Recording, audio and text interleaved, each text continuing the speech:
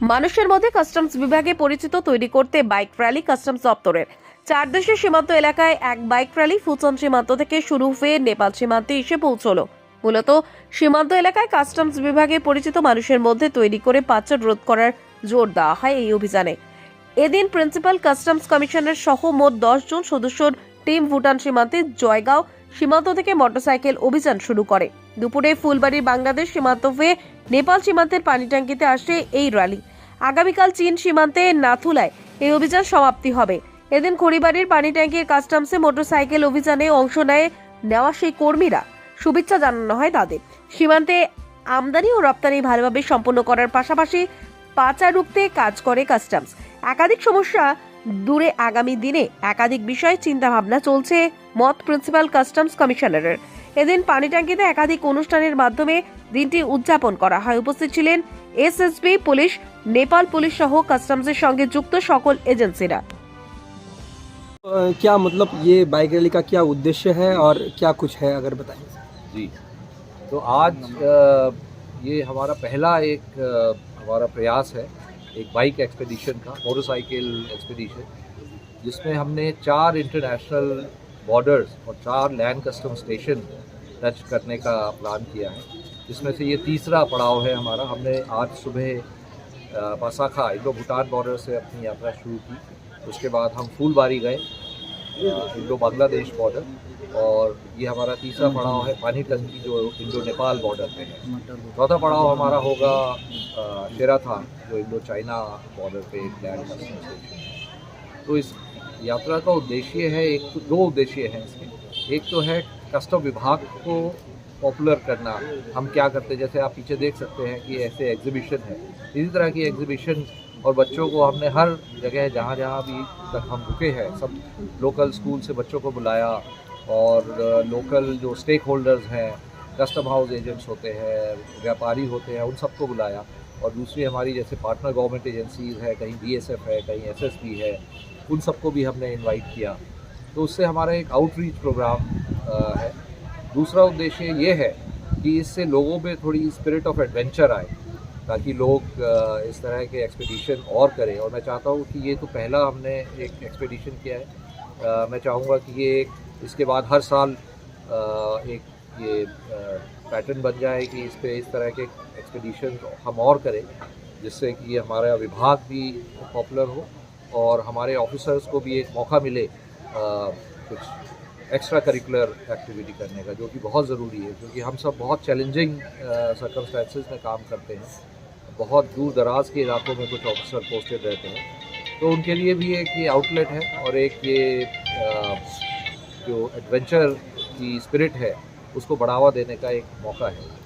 Sir, ये border में तो बहुत चैलेंजिंग कुछ आता है सर। सामने फुलवाड़ी बॉर्डर है या भूटान बॉर्डर है, सर क्या कैसा चैलेंजेस आप लोगों को आता है और आप लोग कैसे ये निभाते हैं? राइट, तो देखिए हमारा कस्टम्स का 2 तरफा काम है। एक तरफ हमें चैलेंज ये रहता है कि किस तरह जो इंपोर्ट और एक्सपोर्ट है व्यापार में रुकावट ना आए, ट्रेड फैसिलिटेशन जिसको बोलते हैं।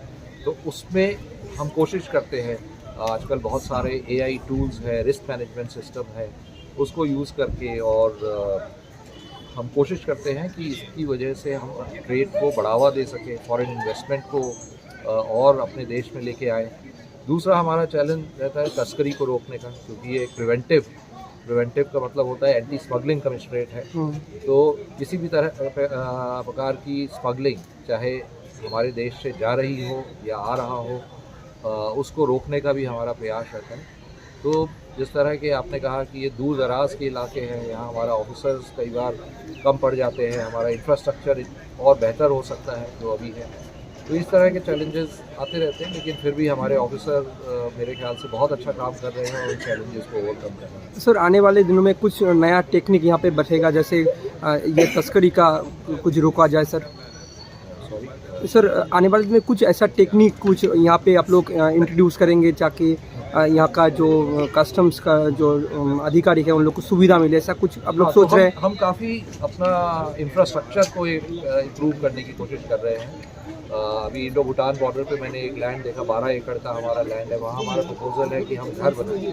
यहाँ हमारे अधिकारी जो पोस्टेड रहते हैं उनके पास सरकारी घर मिलने में बहुत दिक्कत आती है, एक वो है। दूसरा हमारी जो व्हीकल्स है कई बार पुरानी हो जाती है या कम होती है, उसको भी हम कोशिश करेंगे। और हम अपनी जो दूसरी पार्टनर गवर्नमेंट एजेंसीज़ हैं जो हमारे साथ बॉर्डर एरियाज़ में काम करती हैं, उनके साथ तालमेल बढ़ाने की भी कोशिश कर रहे हैं। और हमारी वर्कशॉप्स होती रहती है, हमारे ट्रेनिंग्स होती रहती हैं। अभी फ़िलहाल में हमने एक सारे हमारे अफसर की एक ट्रेनिंग करवाई थी जिसके अंदर सॉफ्ट स्किल्स पे जोर दिया गया कि क्योंकि यहाँ पे पब्लिक इंटरेक्शन भी काफ़ी होता है, तो किस तरह से आप जो आप डे टू डे आपका इंटरेक्शन हो रहा है, किस तरह से आपको पेश आना है। तो इस तरह से ये एक ऑनगोइंग प्रोसेस है, पहले भी होता आया है और हम इसको और करते रहेंगे और अच्छा से करते रहेंगे। सर लास्ट क्वेश्चन है कि सिलीगुड़ी में सर कमिश्नरेट था 2017 में, उसको सर शिफ्ट करके कोलकाता लिया गया। तो इसमें सर जो लोग हैं कस्टम से जुड़े हैं उनको बहुत प्रॉब्लम होता है कोलकाता जाने में। सिलीगुड़ी रहता तो बहुत अच्छा होता।